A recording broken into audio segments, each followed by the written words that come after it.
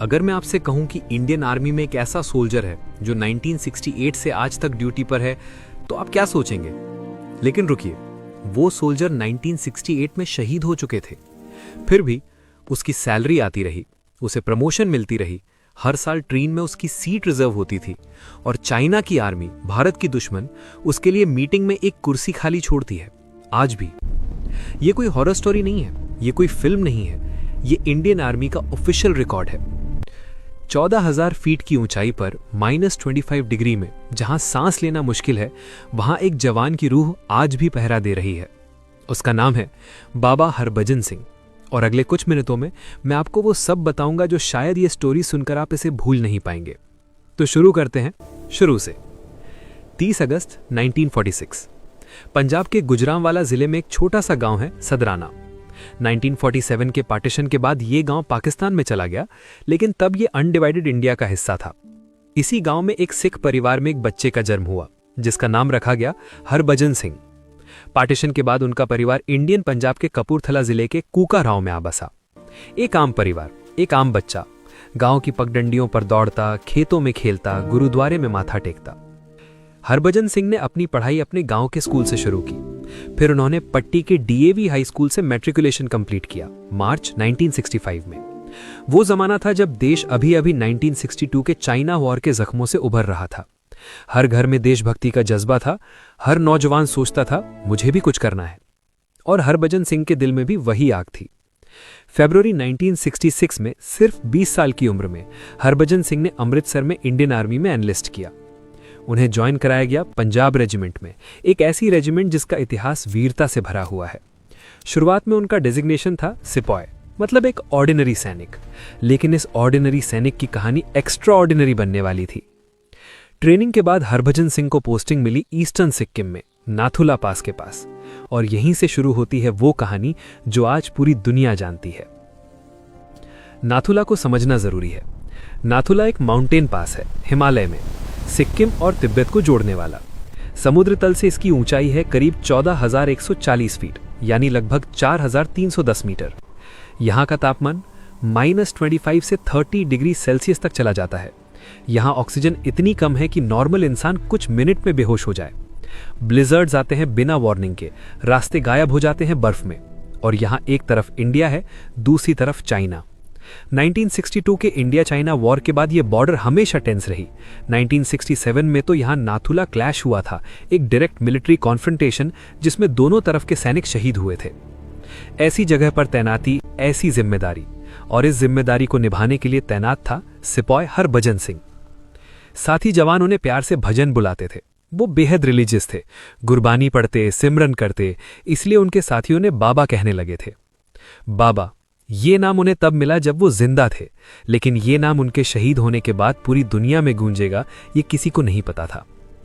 4 अक्टूबर 1968 हरभजन सिंह को उस दिन एक जिम्मेदारी दी गई थी, मल कॉलम को एस्कॉर्ट करना, मतलब खच्चरों के काफिले के साथ जाना जो आर्मी के लिए जरूरी सामान और एम्यूनेशन ले जा रहा था। रास्ता था टुकुला से डोंगचुईला तक। पहाड़ी रास्ते, संकरी पगडंडियां, और नीचे बह रही थी एक तेज धारा, बर्फीला ठंडा पानी।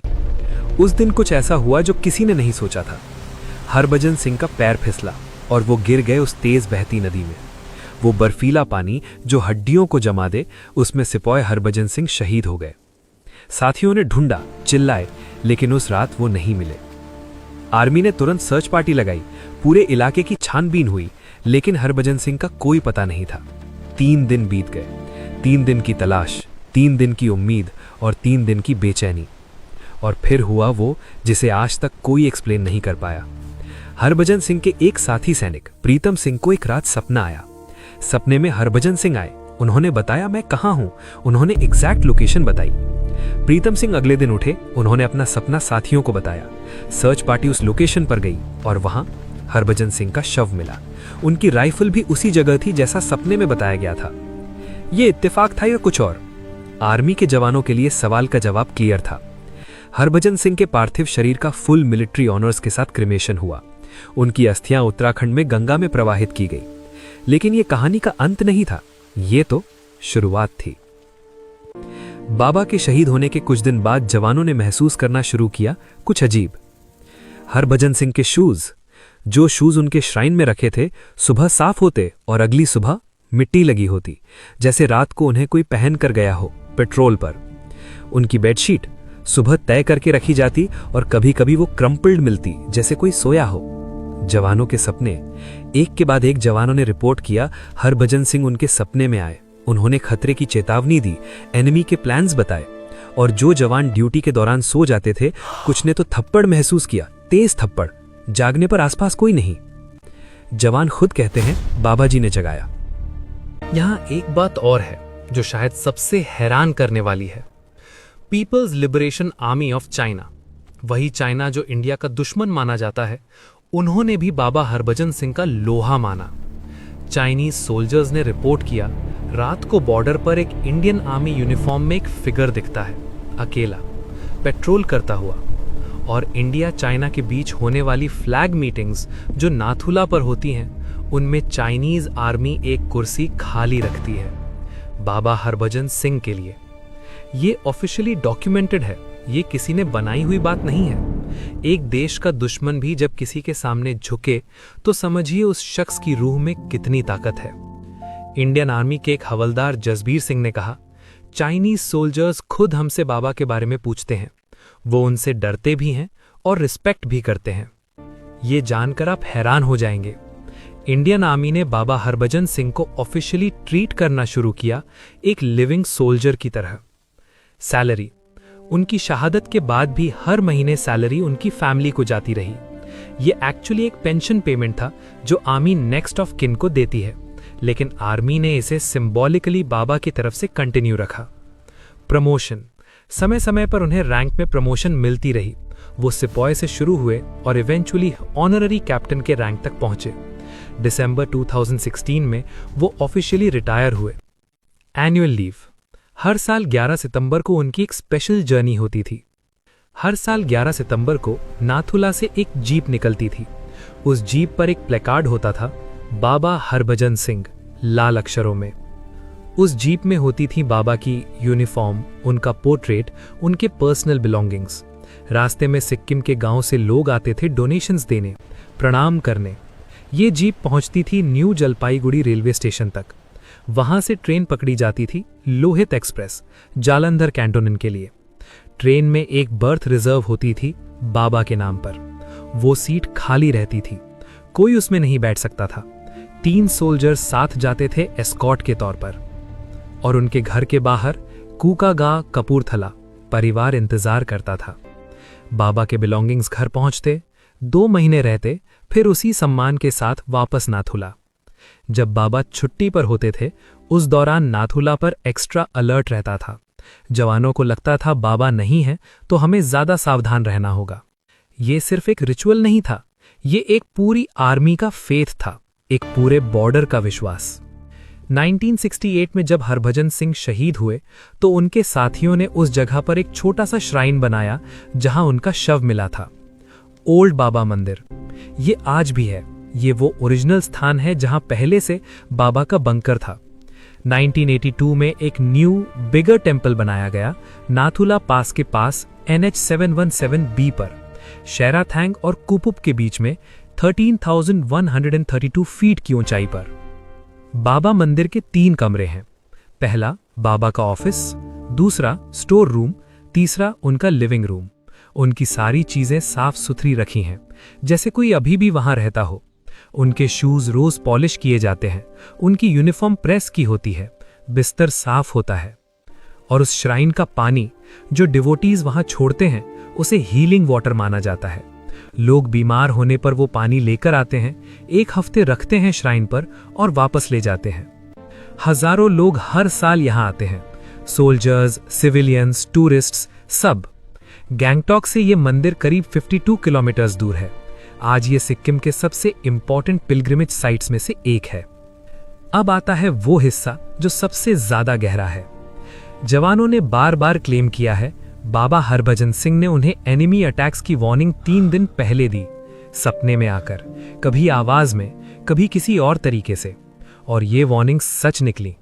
ये डॉक्यूमेंटेड रूप से कभी प्रूव नहीं हो सकता, क्योंकि आर्मी इन्हें ऑफिशियली क्लासिफाइड रखती है, लेकिन जवान दर जवान, जनरेशन दर जनरेशन यही कहानी चली आ रही है। नाथुला पर तैनात हर जवान, चाहे वो किसी भी रिलीजन का हो, बाबा के श्राइन पर माथा टेकता है, क्योंकि उनका विश्वास है बाबा हैं तो हम सेफ हैं। एक सीनियर आर्मी ऑफिसर ने एक इंटरव्यू में कहा था, बाबा हरभजन सिंह हमारे लिए सिर्फ एक लेजेंड नहीं है, एक मोरल बूस्टर है।